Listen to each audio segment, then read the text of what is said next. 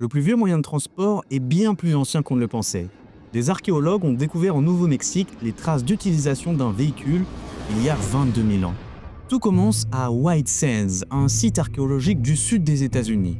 Nous sommes pendant le Pléistocène, c'est l'ère des grandes glaciations, des mammouths et des tigres à dents de sabre. Aux abords d'un lac, des humains vivent et chassent de grands animaux comme le paresseux terrestre.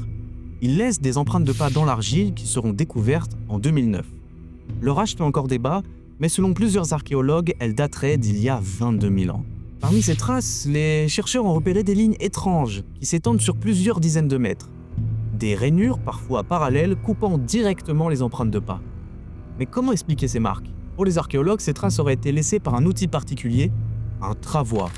C'est une sorte de brouette sans roue qui serait donc le premier véhicule de l'histoire. Nos lointains ancêtres s'en servaient probablement pour déplacer leur campement ou transporter de la viande.